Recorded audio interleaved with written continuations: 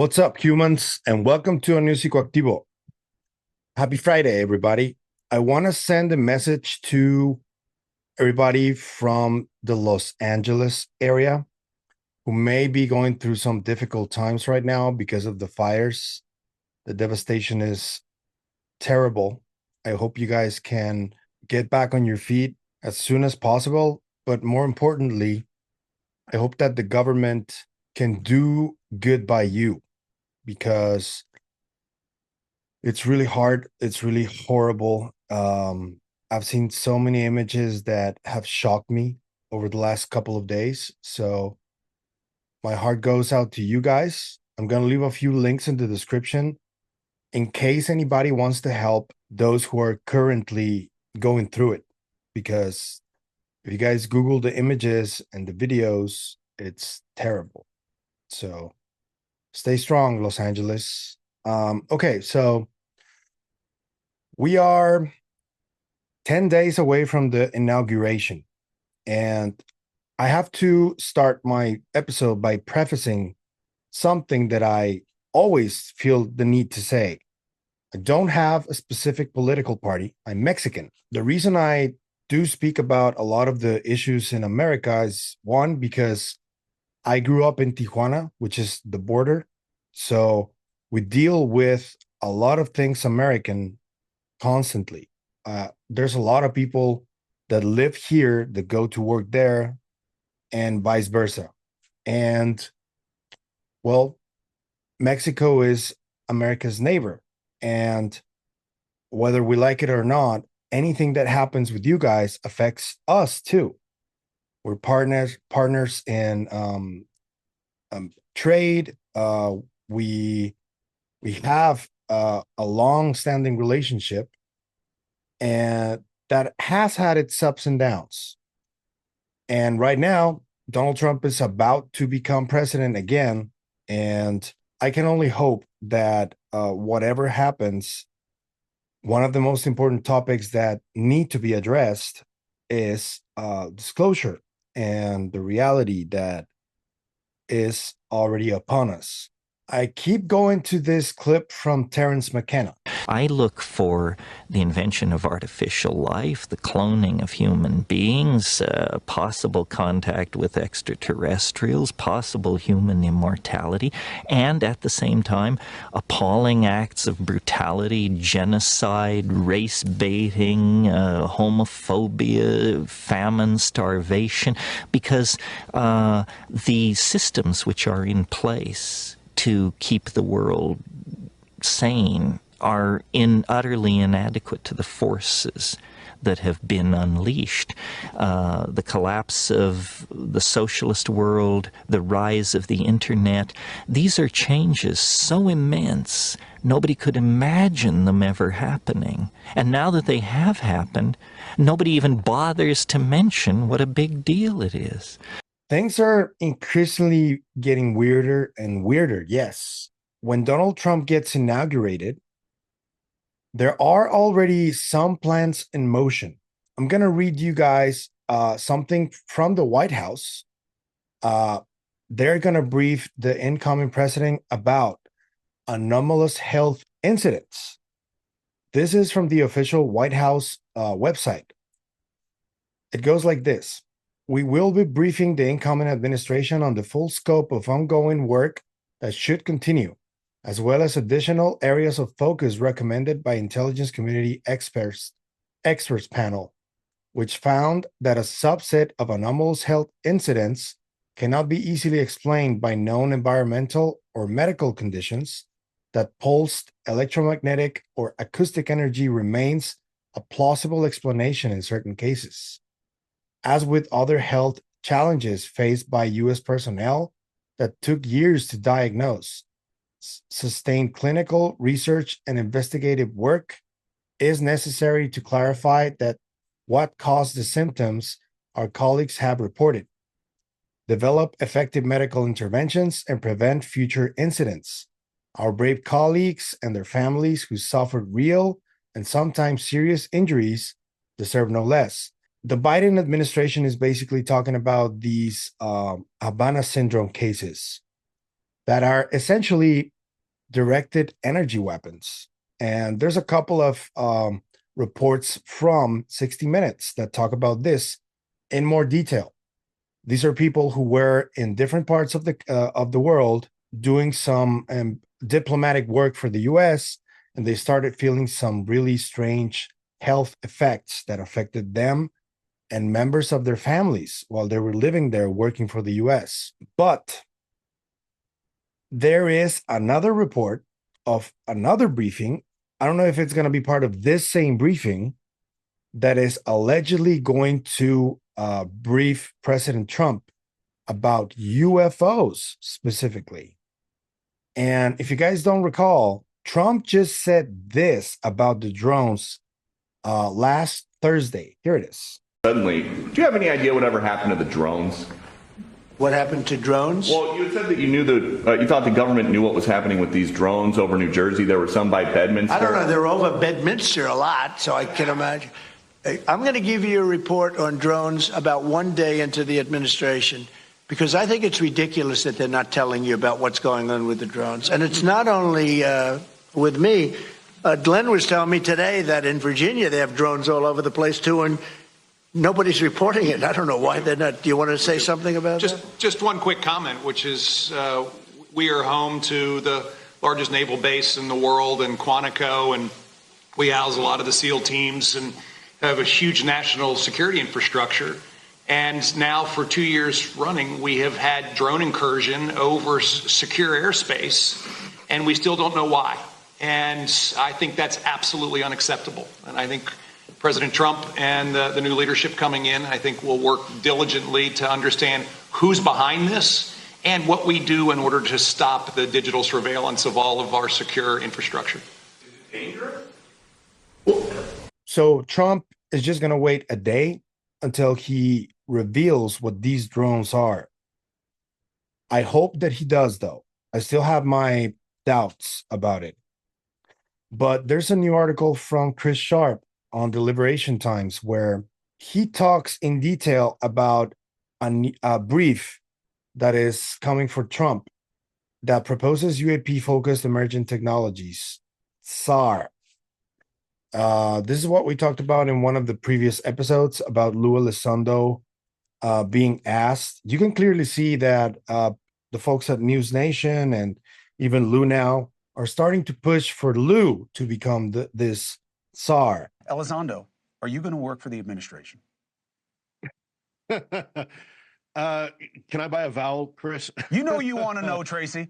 You know you want to know, too. Don't pretend like you're just waiting your turn.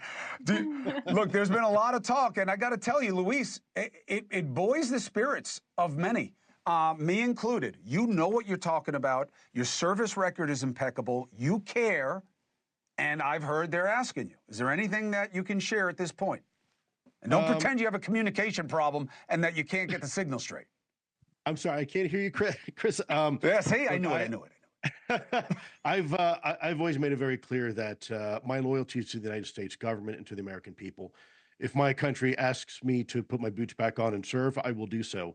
I am in the process of making some recommendations to some individuals that hopefully will help add some clarity to not just my old issue, which was UAPs, but now the drone issue. Unfortunately, our government is woefully behind this topic, and as we're seeing now in Ukraine and Russia, drones are being weaponized and used quite effectively as weapons. That is a position that it doesn't exist right now, and it would be created for the purpose of handling UAP issues. And I already told you what I feel about this. I think that it should be someone different.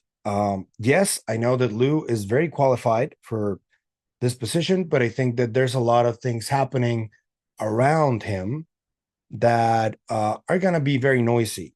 And if you look at this in political terms, because this is now Lue positioning himself for a political position within the Trump administration, every politician knows that if there is just a little bit of dirty laundry, it will be used against them in a lot of ways. And I think that one of the main aspects of Lue trying to do this will be this dirty laundry, and he will be attacked by there's a contingent of people that don't really like him, and they seem to have some type of personal issue against him. There are some aspects of his work that have represented some inconsistencies. Just as an example, that mistake he made when he showed the quote unquote mothership, that was a mistake. And it's really hard for me to believe that he made that mistake just like without realizing what was happening. He's an intelligence guy. People like that don't make those type of mistakes, in my opinion. So what was that about, you know? And there are those personal issues that I talk about. That is not for me to disclose or to tell you guys. You can go on UFO Twitter and see for yourselves. But I think that is going to represent an issue for Lue if he gets this position after it's created. And I think that he will eventually have to address it. As they say, he will have to address the massive elephant in the room. But let me read this to you guys so you can see what I mean. So Chris Sharp writes, policy brief for incoming Trump administration proposes UAP-focused emerging technologies, SAR. Here we go. Written by Christopher Sharp. In a potentially transformative development for U.S. national security, Liberation Times has obtained a policy brief proposing the creation of a senior White House advisor, referred to as the Emerging All-Domain Technologies, XAR, quote unquote. The document has been provided for the incoming Trump administration and outlines a pressing need for coordinated U.S. action to address the dual challenges posed by Advanced Unmanned Aerial System, UAS, and Unidentified Anomalous Phenomena, UAP, collectively termed EADT.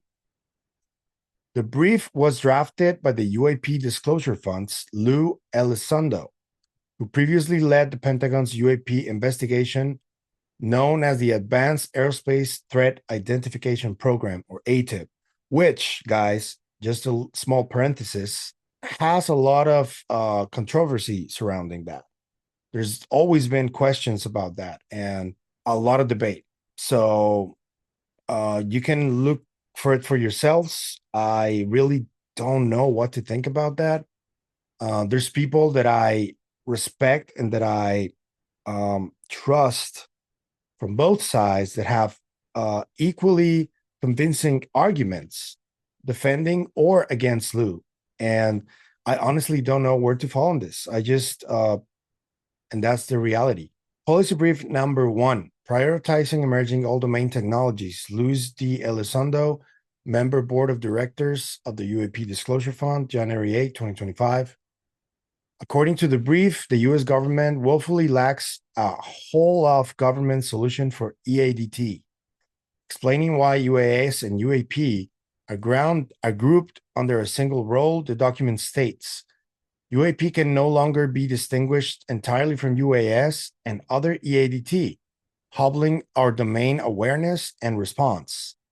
The presence of UAP and UAS around U.S. nuclear facilities is especially disturbing, jeopardizing our strategic deterrent and international stability. The proposed EADT SAR would sit within the National Security Council and be tasked with 1, coordinating the federal government response to EADT, formulating policy to address these challenges, conducting outreach domestically and internationally. Furthermore, the SAR would lead EADT discussions within the National Security Council and Cabinet. If the position is established, which doesn't exist yet, the SAR would be granted access to all UAP-related classified information and tasked with advising the president on the declassification of UAP-related records. The role would also include advising the president on the declassification of UAP-related records, whilst spearheading responsible UAP transparency by establishing a direct line to the president and bypassing bureaucratic layers. The ADT Czar would deliver unprecedented transparency on UAP matters. I would love to see that happen. I have my high doubts. Recent failures in UAP legislation with Congress have underscored the need for stronger executive oversight and action, something that the Liberation Times sources view as crucial for rebuilding public trust. The brief warns that mastery of UAP technology could fundamentally alter the global balance of power to the detriment of the US, particularly if adversaries such as Russia and China achieve breakthroughs first. As I've been telling you guys, this may have already happened because of the Ecosystemic Futures podcast conversation. Matthew Pine's talking about this, who is in a position to know what he's talking about. Mr. Harold Malmgren also talking about this. I think China may have already cracked something. So they're trying to put a system in place that can respond to what China has. And if there is something that the US has had for decades, I think that this might be a way in which they want to push it out to the public. Whether that will be possible or not, it remains to be seen. So it states mastery of UAP technology would, however, eclipse yesterday's movable type and splitting of the atom, today's transformation, semiconductors, and tomorrow's breakthroughs in quantum computing and artificial intelligence all at once. Do you guys remember the singularity video I did?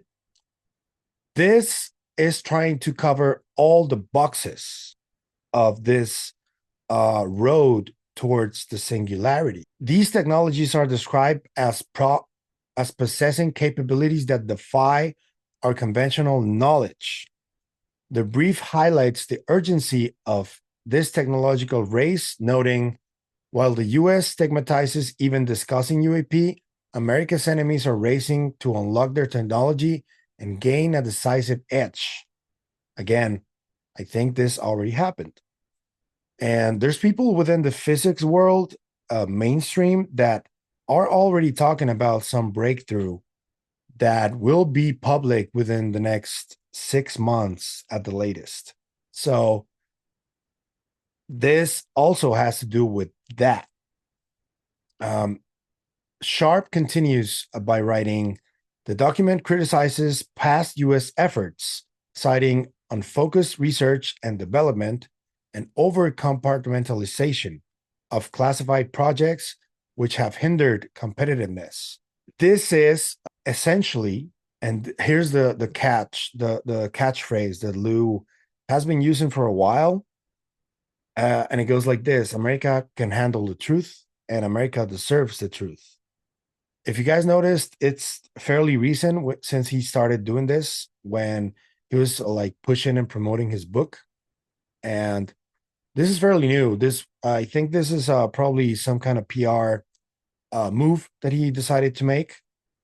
I don't know if it's his phrase or somebody recommended it to him, but he's saying it quite often. And he said it here. And I mean, you guys can see what's going on here. He's clearly pushing for this position to not only be created, but he wants to fill it. And yes, this push for him becoming this Tsar is going to come with a lot of pushback from those critics that I'm talking to you about. And I just want to know how he's going to confront that dirty laundry that is going to be discussed against him. I don't even know if any of this so-called dirty laundry is true or not. The fact of the matter is that it is making a lot of noise. The PR that Lue has is not addressing this at all. And if it is, it's being very, very conspicuous about it. And I stand by what I said. I don't think that he is the ideal person for the position. I do think that he would do a decent job, but I think that this noise around him is gonna jeopardize some of the things he tries to do. And I don't know in which way he can fight against these critics, but if he wants to do it, I think it should be out in the open and confronting them like head on. If he defends himself from any accusation in any way, I think that the best way to do so is through legal means, not through social media or third parties who defend him. I don't think that's the way. And I don't know what will happen. I don't even know if this position will be created. I also know that Mr. Grant Cameron, who's a seasoned researcher from Canada, has been talking about Trump getting this brief. I'm not sure if Cameron sympathizes with Lue's attempt to take this position, but Grant Cameron has been very well informed for decades now. And if he's saying that this briefing is going to take place, I would look at what he's saying. I'm going to link his Twitter account in the description so you guys can follow Grant Cameron and his updates. But what do you guys think about this briefing that incoming President Donald Trump is doing? And what do you guys think about Lue's evident push to become this UAP Czar? Do you think he's the man for the job, or do you think somebody else should be? The last time I talked about this, I said Jacques Vallée or Hal Puthoff. I know that they're up there in age, but I honestly don't know who else could be that person. Maybe Dr. Gary Nolan could be a good choice. He's a scientist. He's trustworthy, I think, and he's very accomplished. So he would be also a decent choice. Other choices, because I'm honestly, if it's someone from the intelligence community, I think that in itself is a red flag because we're talking about a spy, essentially, you know? I don't know if this is a reductive kind of reason for me to not want an intelligence community guy to have this position. I think it should be someone, either a historian or a scientist or someone who is trustworthy across the board, you know? And yeah, I mean, I'm sorry, but there's a lot of people that don't trust Elizondo. That's been the case since he came out. And whether you think it's a few or many that don't trust him, the reality is that they're making a lot of noise. And that is something that just cannot keep being ignored, in my opinion. It needs to be addressed. It's terrible optics, especially if you're going for a political position this important. So I would recommend for Lue to address this, start doing it. You can't just keep ignoring it. I even saw Joe Murgia, who is also a seasoned researcher, questioning Lue very, very much. And Joe generally is fairly balanced in his opinions, in my opinion. He never takes a side, really, and he just is trying to get to the core of what's happening. And in recent months, he's been very critical of Lue. And I want to know why. And I want to know if Lue will ever address directly any of these criticisms. Who would you pick? Let me know in the comments. Let me know what you think about Trump's statements about these drones. And what do you think will be revealed in this briefing? Could this position really get all the access that it should have? Or do the secret keepers still have the power? What do you think? Let me know in the comments because I want to know. If you like the content you see, I'm going to ask you to hit the like and subscribe buttons. I'm going to ask you also to share the content in any platform you like. Leave comments as many as you want. You know that I'm always very active there. I love talking to you guys. If you can, please be respectful. Sometimes I can confuse a critical comment for disrespectful ones. I have apologized when I confused them, but try to be respectful, and I will also respond respectfully, even if we disagree. And that will be it for today's video, and I will see you guys on the next one. Bye.